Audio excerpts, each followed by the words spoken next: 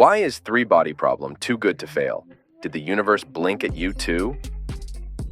With the three-body problem, a sci-fi series, Game of Thrones creators Weiss and David Benioff have drifted from the world of dragons and historical fantasy to put forth a story that oscillates between timelines. The story, based on the book by Liu Cixin, a Chinese science fiction author, is being hailed as one of a kind. Let's see what elements stand out in the series. Why the title Three-Body Problem? The title in itself has created a significant buzz around it, with people wondering what exactly three-body problem means. The answer lies in your science and mathematics books. The three-body problem refers to an unsolved problem about the movement of three objects in gravitational orbit. While the two-body problem can be solved easily, adding a third body to the dynamic makes it unsolvable. There are two meanings to the complex title. On one level, it refers to the physical impossibility of consistently and accurately predicting the movement of three bodies in relation to one another in space. This is also the dilemma faced by the characters in the advanced virtual reality video game that Jin and Jack have been playing.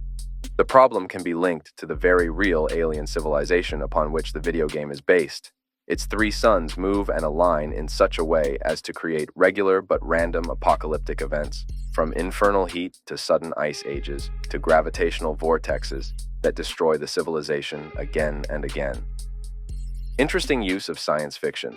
The three-body problem is a better use of science fiction. Adapting a brilliantly complex novel that, at its heart, is riddled with scientific concepts can be extremely difficult to film. The creators could have gone wrong had they divulged more into the science of it than storytelling. However, as the series progresses, we see characters deploying exposition simply to explain a scientific term or a theoretical problem. The series skims through concepts of nanofibers, the Fermi paradox, electromagnetic radiation from Jupiter, and the I Ching. Science is broken, someone says amid the suicide investigations of the world's most gifted researchers. That formulation captures just how hard this show works to make the science bits go down easy. This spoonful of sugar approach extends to one of the show's central mysteries, an Oculus-type helmet that mysteriously appears in people's homes, and provides a handy excuse for long and sometimes tedious video game sequences, explaining various theories of how a hypothetical world might work, elements of mystery and humor. The sci-fi series incorporates a number of elements from the book: a mysterious countdown, a mysterious virtual reality video game, and a mysterious late 60s Chinese mountain base with a giant bird-killing radar antenna sitting on top of it. Unlike the book, John Bradley, formerly known as the noble Samwell Tarly from Game of Thrones, plays John Rooney, who says stuff like "Pringles, suck it," a line that is, to repeat, not in the book. Or in the instance where he forces Will Downing, played by Alex Sharp, to eat a burger while discussing his cancer diagnosis, emphasizing the word "try" in order to boost his morale. The meaningful character of Jack Rooney, who delivers quick punches, is a comic relief in the heavy narrative. Daishi, a smoking detective played by Benedict Wong, says stuff like, "Just be glad you're not a scientist.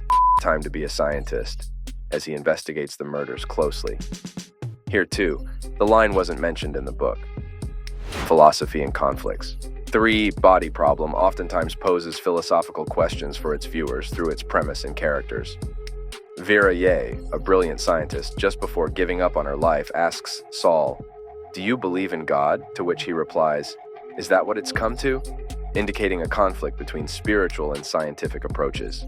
The earth and nature act as a premise, also hinting at the horrors of climate change.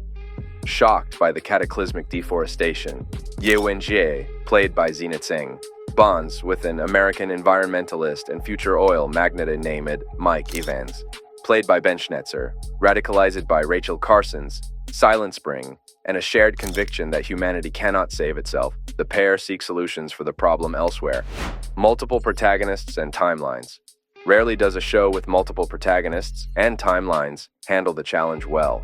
The series juggles the perspectives of its flawed and confused scientists with sympathy and nuance. The dialogue is intelligent, witty, and believable. So are the friends' disagreements over how to address the looming crisis. There's Jin, played by Jess Hong, a brilliant physicist who watched her parents be swept out to sea as a child and was subsequently raised in New Zealand. Her admirer, Will Downing, who is convinced of his inadequacy as a researcher. Jack Rooney, an amiable bon vivant in love with food.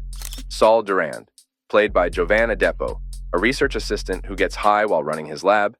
And Augie Salazar, played by Isa Gonzalez, developing a new nanofiber technology. All five of them are recruited to figure out how to handle a peculiar emergency with a twist. The disaster is 400 years in the future. With three-body problem gaining momentum, do you think the storytellers have achieved near-perfect balance when it comes to blending science with drama? Let us know in the comments below.